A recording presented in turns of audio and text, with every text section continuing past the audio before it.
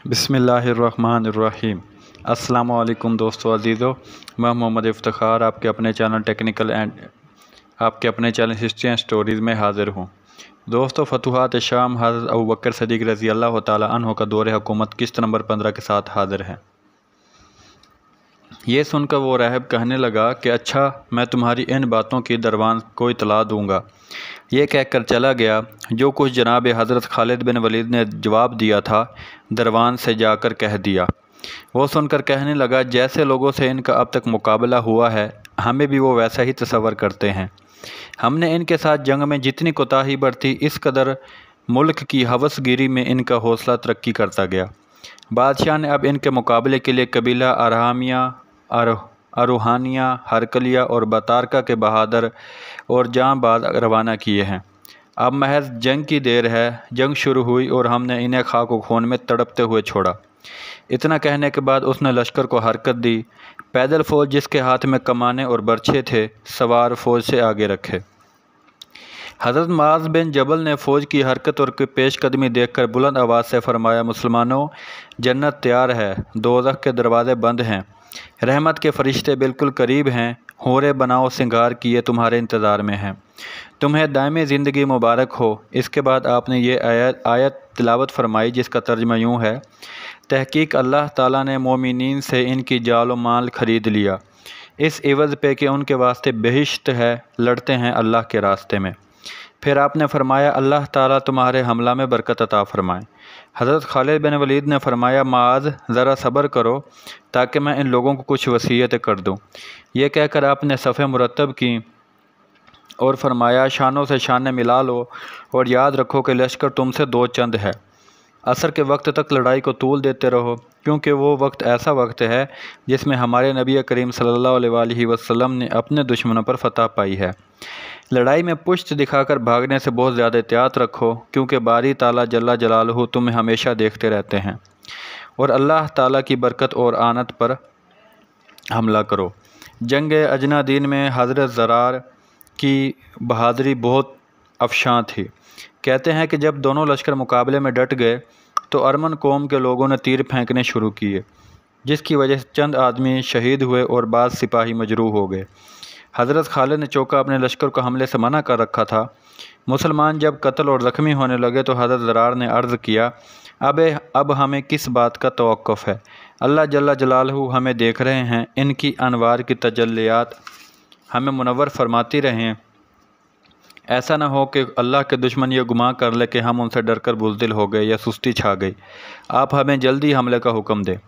अगर वक्त का इंतज़ार है तो इतने हम में से चंद जवान निकल कर इनके मुकाबले के लिए चले जाएं और हमले के वक्त तक लड़ाई को तूल देते रहें।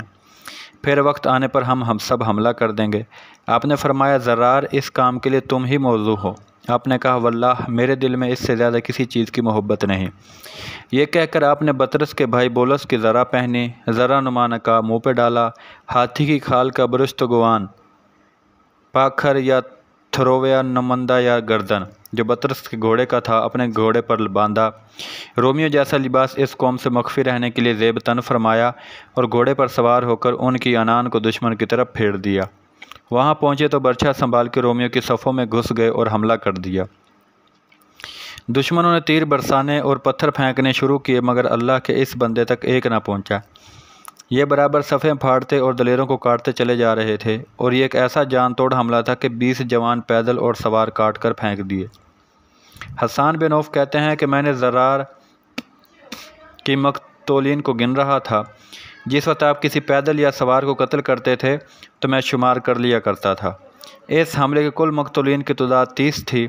ज़रफ़ बिन तारिक बिन यरबुई कहते हैं कि आपके इस हमला ने फ़ौज में खलबली मचा दी। आपकी सुजात, बहादुरी और मर्दानगी ने इन्हें हैरत में डाल दिया। इसके बाद आपने सर से खुद उतार के फेंक दिया और फरमाया, या बनी असफ़र, मैं ज़रार बिन अज़वर हूँ, कल तुम्हारा रफ़ीक था और आज मुखालिफ हूँ। मैं ही कातिल हमरान बिन दरवान हूँ। याद रखो, जिसने रहमान के साथ कुफ्र किया है, इसके लिए एक बलाए बेदरमा हूँ और तुम्हारा फना करने वाला हर जगह और हर आन हूँ। फ़ौजियों ने आपकी ये गुफ्तगू सुनकर आपको पहचान लिया और उल्टे पाँव भागे। आपका जोश तरक्की पर था। آپ ان کے پیچھے چلے۔ ادھر سے قوم بطارکہ، ارہایا، ہرکلیہ اور مذبحہ نے یکے بعد دیگرے پے در پہ آپ کی طرف بڑھنا شروع کیا۔ یہ دیکھ کر آپ پیچھے ہٹ گئے۔ دروان نے دریافت کیا کہ وہ کون سا بدوی ہے؟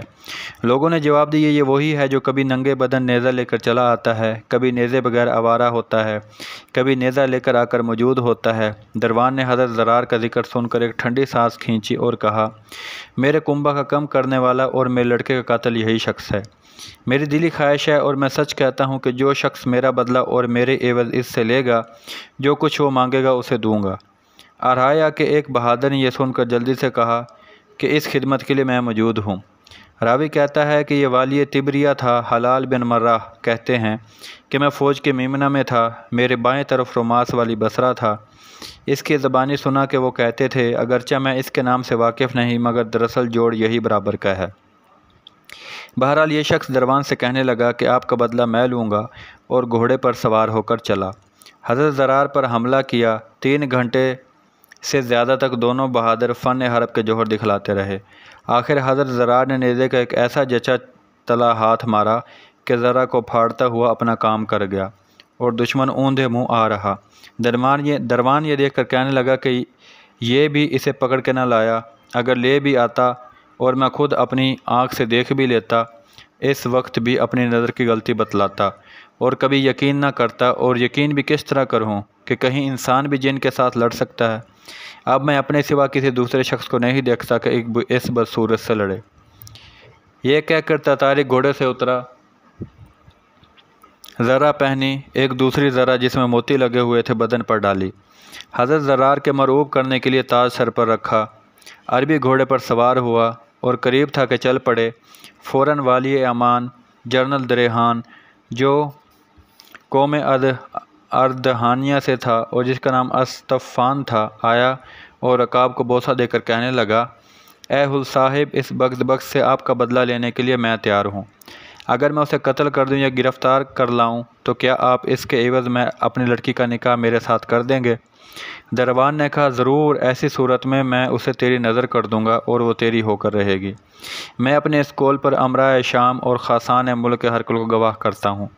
اس سے زیادہ غالباً تجھے کسی اور معتبر گواہوں کی ضرورت نہ ہوگی۔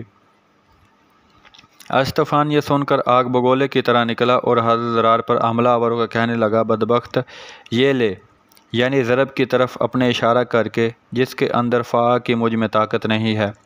حضرت زرار رومی زبان ہونے کی وجہ سے سوائے اس کے کچھ نہ سمجھ سکے کہ ہوشیار ہو جائیں۔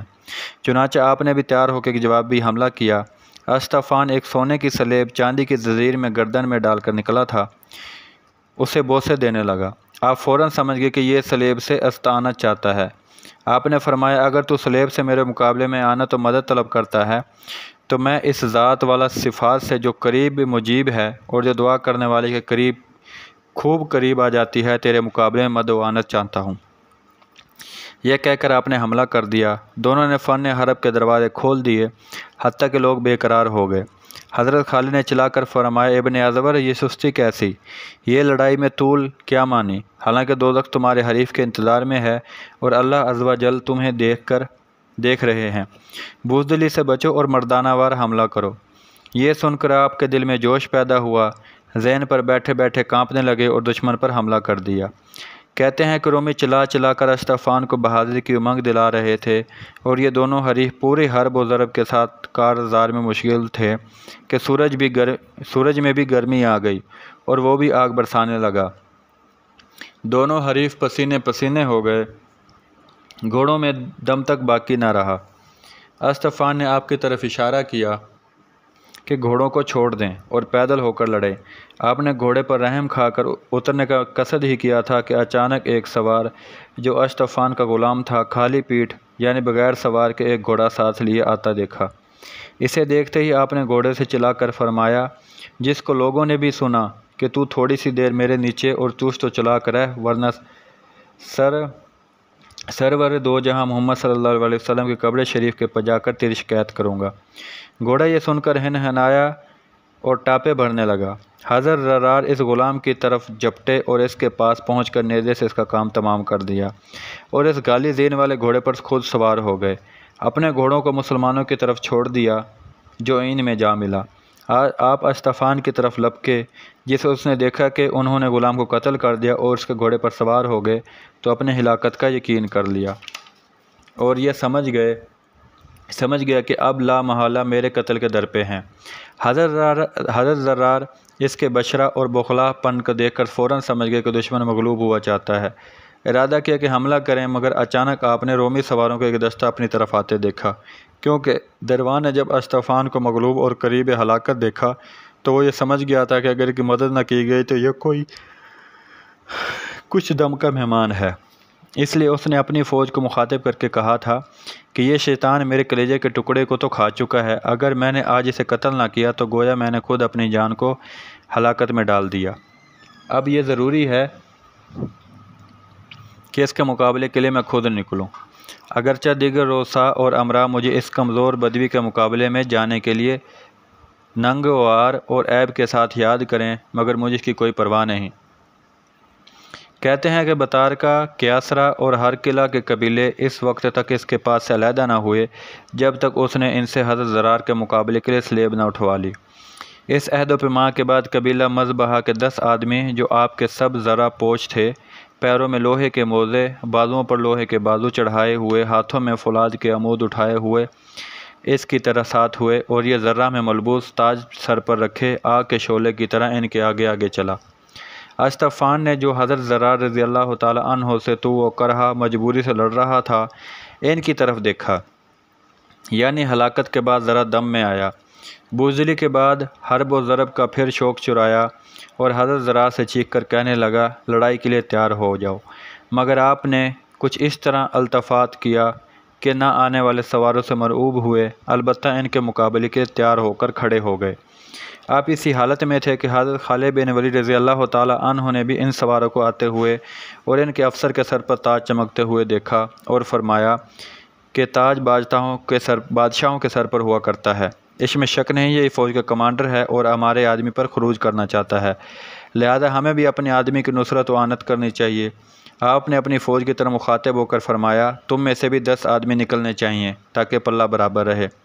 اس کے بعد آپ نے چیدہ اور منتخب 10 آدمیوں کو لے کر نکلے، گھوڑوں کی باغیں میدان کاردار کی طرف کیں اور چل دیے۔ ادھر رومی حضرت زرار رضی اللہ تعالیٰ عنہ تک پہنچ گئے۔ آپ نہایت دلیری اور جواں مردی کے ساتھ مقابلے میں ڈٹ گئے اور حضرت خالد بن ولید رضی اللہ تعالیٰ عنہ کے پہنچنے تک برابر نہایت پامردی کے ساتھ مقابلہ کرتے رہے۔ حضرت خالد بن ولید رضی اللہ تعالیٰ عنہ نے پہنچ کر زور سے پکارا زرار تمہیں بشارت ہو، تمہیں جبار نے سعادت عطا کر دی ہے، کفار سے کسی طرح کا خوف و ہراس نہ کرنا۔ حضرت زرار نے جواب دیا کیا باری تعالیٰ کی طرف سے نصرت و اعانت قریب نہیں ہے؟ کہتے ہیں کہ حضرت خالد رضی اللہ تعالیٰ عنہ اور آپ کے ساتھیوں نے چاروں طرف سے ان کا احاطہ کر لیا اور انہیں بیچ میں لے کے ایک ایک سپاہی کی طرف ایک ایک مسلمان نے رخ کیا۔ حضرت خالد رضی اللہ تعالیٰ عنہ نے دروان کو حل من مبارزہ کہا۔ حضرت زرار اپنے حریف سے تیر آزمائی کر رہے تھے، مگر ان کے حریف استفان کا برا حال تھا، بازو شل ہو چکے تھے، ہاتھوں میں لرزہ آ گیا تھا۔ حضرت خالد بن ولید رضی اللہ تعالیٰ عنہ کو دیکھ کر اور بھی اوساں خطا ہو گئے، خوشی رنج سے بدل گئی اور بھونچکا ہو کر چاروں طرف دیکھنے لگا، گھوڑا بے حس و حرکت ہو گیا۔ حضرت زرار رضی اللہ تعالیٰ عنہ اس کی گھبراہٹ اور بزدلی فوراً سمجھ گئے۔ آپ نے نیزہ سے حملہ کیا۔ استفان نے خود کو موت کے پنجہ میں دیکھ کر اپنے آپ کو گھوڑے سے گرا دیا اور اٹھ کے بے تحاشا بھاگا۔ آپ نے فوراً گھوڑے سے اتر کر پیچھے بھاگے اور کچھ دور جا کر جب قریب ہوئے تو ہاتھ سے نیزہ پھینک دیا۔ دونوں میں کشتی ہونے لگی، ایک نے دوسرے کے منڈے پکڑے لیے اور مار کرائی شروع ہو گئی۔ اللہ کا دشمن استفان پتھر کی چٹان کی طرح نہایت بھاری بھرکم آدمی تھا اور حضرت زرار رضی اللہ تعالیٰ عنہ بہت زیادہ نجیف پتلے دبلے شخص تھے، مگر اللہ تعالیٰ نے آپ کے اندر قوت و دانائی کوٹ کوٹ کر بھر دی تھی۔ دیر تک قوت آزمائی ہوتی رہی، آخر نے آپ کو کمر بند پر ہاتھ مارا اور ناف کے قریب سے کمر بند پکڑ کے زمین سے اٹھا کر دے پٹکا۔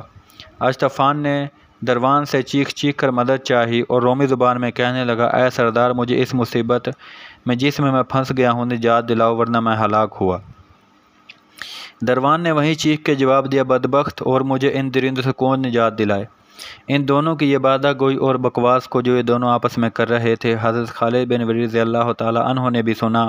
یہ سن کر آپ نے اور زیادہ حملے کے لیے مشترک ہوئے اور دروان پر حملہ کر دیا۔ ادھر حضرت زرار رضی اللہ تعالیٰ عنہ نے اپنے مغلوب حریف کا ارادہ کیا۔ ان دونوں کا تماشا دونوں طرف کے لشکر اچھی طرح دیکھ رہے تھے۔ رومیوں نے یہ دیکھ کر شور اور وویلا مچانا شروع کیا۔ ادھر صحابی رسول صلی اللہ علیہ وسلم نے نعرہ تکبیر بلند کیا۔ حضرت زرار رضی اللہ تعالیٰ عنہ حریف کے سینے پر چڑھ کر بیٹھ گئے۔ اشتفان آپ سے پوری طرح ڈر رہا تھا اور اونٹ کی طرح بڑبڑا رہا تھا۔ ہر ایک سپاہی دوسرے کی مدد و اعانت کرنے سے بالکل مجبور تھا۔ حضرت زرار رضی اللہ تعالیٰ عنہ نے تلوار ہاتھ میں لی اور دشمن کے سینے پر رکھ کر حلق کی طرف کھینچ لی۔ اس وقت اس نے اتنا شور مچایا کہ آسمان سر پر اٹھا لیا۔ دونوں طرف کا لشکر اس شور و خوان کو سن رہا تھا۔ آخر اس کی چیخ و پکار سے تمام رومی لشکر دوڑ پڑا۔ جس وقت حضرت زرار رضی اللہ تعالیٰ عنہ نے اپنی طرف لشکر آتے دیکھا اور خود کو خواہ مخواہ مصیبت میں پھنسے معلوم کیا تو آپ نے سوچا اگر میں یہاں ٹھہرا تو سوائے ان کے گھوڑوں کے سموں اور پوڑوں سے رونڈ ڈالا جاؤں گا اور کیا فائدہ ہے۔ یہ سوچ کر آپ نے تکبیر کہی اور دشمن کا سر کاٹ کے اس کے سینے سے اتر آئے۔ آپ تمام کے تمام خون سے بھرے ہوئے تھے۔ زور سے تکبیر کہی اور مسلمانوں نے نعرہ تکبیر بلند کیا اور حملہ کرنے کے لیے چل دیے۔ ادھر رومی جیسا کہ ہم نے ابھی ذکر کیا ہے حملے کے غرض سے آگے بڑھے اور ان کے میمنہ نے حضرت معاذ بن جبل پر اور میسرہ نے حضرت سعید بن عامر پر حملہ کر دیا۔ ارمنہ قوم اور عربوں کے فریقین کی طرف سے تیروں کا میغ برسانا شروع کر دیا اور اس قدر تیر برسائے کہ ان کی کثرت سے سورج کا منہ چھپا دیا۔ حضرت زید بن عامر عمرو بن نفیر رضی اللہ تعالیٰ عنہ نے مسلمانوں کو مخاطب کر کے فرمایا، یا معاشر الناس، تم اپنی موت کو یاد کر کے اللہ کے سامنے اور جنگ سے پیٹ پھیر کر نہ مستو۔ جب بنو عذاب نار کے دین کی حمایت و حفاظت کرنے والوں اور اے قرآن کی تلاوت کرنے والوں، صبر سے کام لو، صبر سے۔ آپ کے ان الفاظ نے لوگوں میں نئی طرح کی روح پھونک دی۔ خوشی، جرأت اور پیش قدمی کے لیے پہلے سے زیادہ تیز ہو گئے۔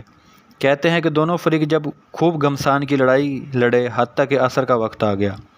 اب دونوں فریق جدا جدا ہو گئے، دونوں طرف سے سپاہی کام آئے، مگر مشرکین کے مقتولین کی تعداد بہت زیادہ رہی۔ اجنا دین کی پہلی جنگ میں جو مسلمان شہید ہوئے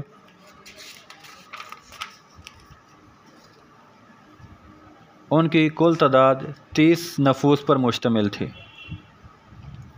واقعی کہتے ہیں کہ رومی کے اس معرکے میں 3000 کے قریب لوگ کام آئے، جن میں سے 10 والیان ملک بھی شامل تھے۔ فوجوں کے پلٹ جانے کے بعد جس وقت دروان اپنی فردگاہ پہ پہنچا تو چونکہ اس کا قلب مسلمانوں کی شجاعت اور استقلال سے مروب ہو چکا تھا، اس لیے اس نے اپنے بہادروں اور سپہ سالاروں کو جمع کر کے ان سے مشورہ لینے کی غرض سے کہا کہ حاملان دین مسیح، تم ان عربوں کے متعلق کیا رائے رکھتے ہو؟ میرے نزدیک تو یہ غالب ہونے مغلوب نہ ہونے والے لوگ ہیں۔